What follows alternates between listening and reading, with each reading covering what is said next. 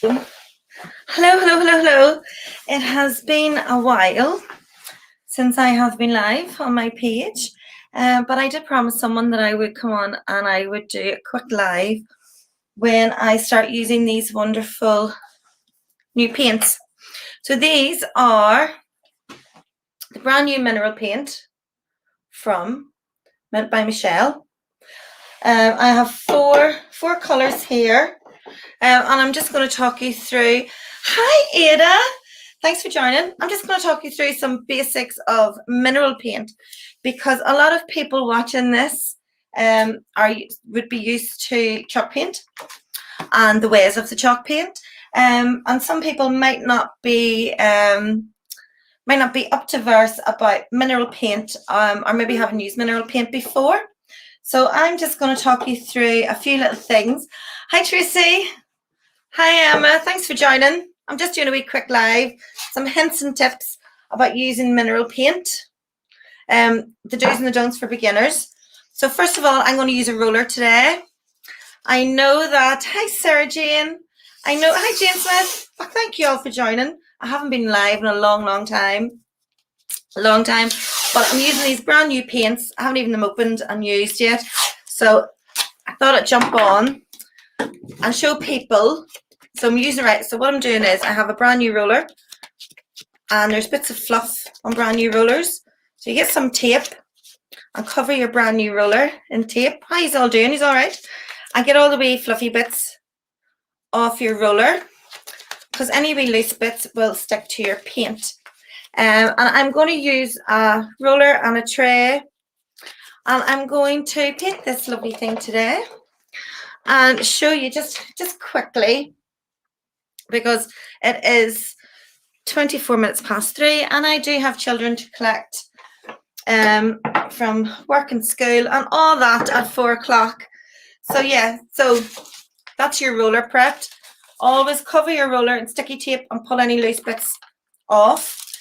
Then you prep your little tray by putting some of your food wrap. You can use tin. This is tin foil. What do you call tin foil in America, Ada? I don't know. But you can use tin foil or you can use cling film, which is called, I can't remember in America, stretch and seal or something. Shrink wrap? No. Right, something like that. So yeah, cover your wee tray. And then, yeah, so what I'm going to do is I'll show you this piece. So this piece was a mid-century modern, quite a cool little cupboard, isn't it? But if you can bring it a wee bit closer and show that the top it's in a very poor state. There's no veneer left. There's chips out of it. There's discoloration, but it's actually the perfect piece of furniture to give it a mineral paint finish.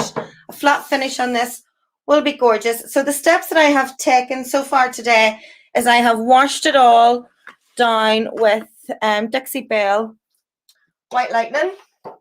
And like when I say it was, like, believe me, it was horrendous. It was absolutely horrendous.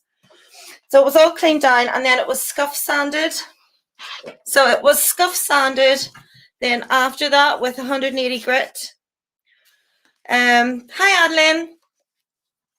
So why do you clean and then why do you scuff sand? So you clean to get the years and years of grease from people's hands, furniture wax, furniture polish, just general dirt. So you clean with the White Lightning, which strips all that off. Then you go in with your 180 grit and you scuff sand. And when you scuff sand, all you're doing is creating a little bit of texture, a little tiny bit of texture for the mineral paint to cling to. And then what you do after that is you take a damp cloth and you clean again. You do not sand first, then clean, because what you're doing is with every time you pushing the dirt into the wood. If you do that the other way around.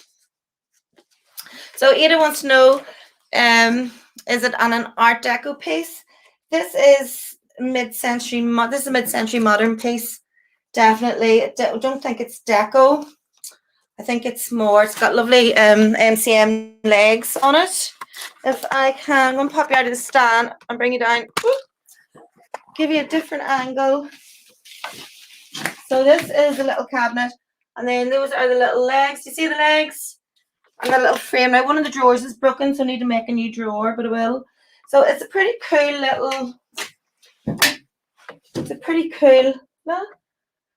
little cabinet. But it's just in such a bad state. A really, really bad state. So it really does need a lick of paint instead of a lick of varnish. It's beyond right. So I'm going to show you these colors in reality. And what I'm doing. Do you want to say Algebra 8? I'm going to show you all what I'm doing. Nobody copy me yet. Right. So we have green. We have bright yellow. You can see them in the camera. We have grey. We have orange. And I am doing this pattern. What do you think? Do you like it? So I'm going to do the grey, then the yellow, then grey stripes. Then I'm going to do some. What do you think? I think this will be pretty cool for this piece. And then I'm going to do some circles. See the circles? So I'm going to incorporate all these lovely colours into my circles and my squares. And that's what I'm doing on this piece. So that's, yeah, isn't that so cool? So for anyone that, Ada has seen these paints in person. She has used them.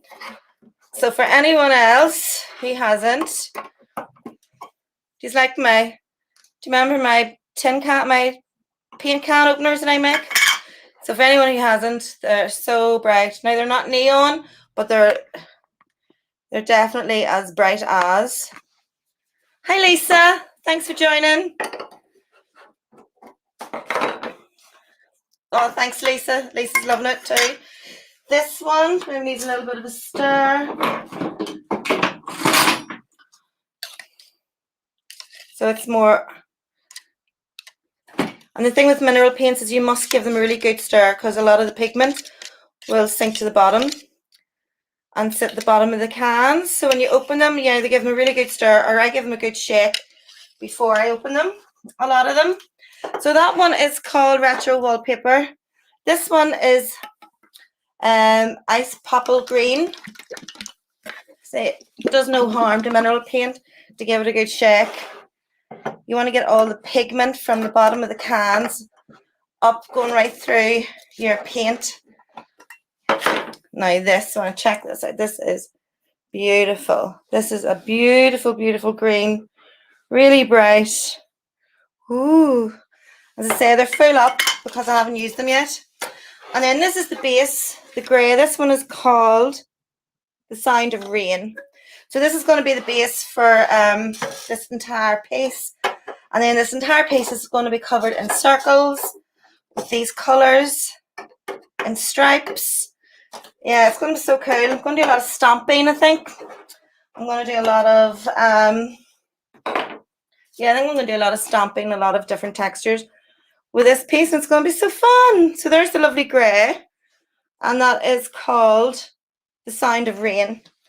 So I'm just going to pop these colours to one side because I'm going to show you up close and personal how to get a beautiful finish with mineral paint and a roller. So, okay, I'm going to bring it in closer again.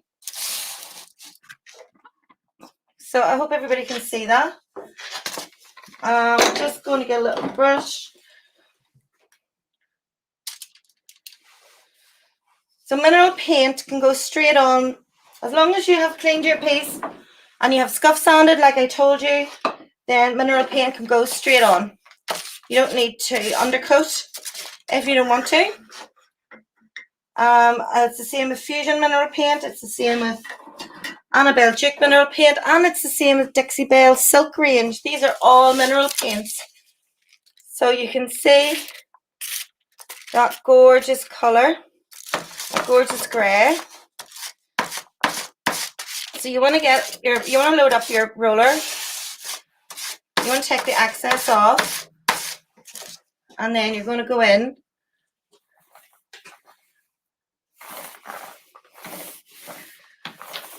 So the trick to get an even coverage with your mineral paint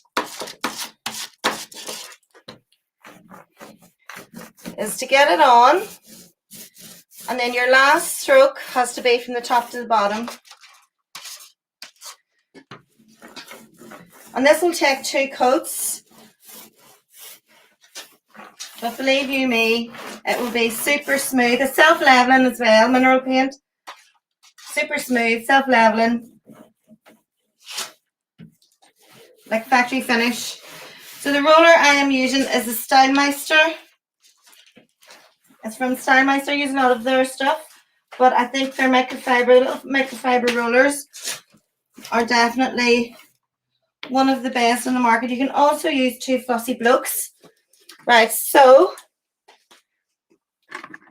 there's the first layer on, and then we're going to just, with a very gentle stroke, go the whole way, top to bottom, then move the whole way.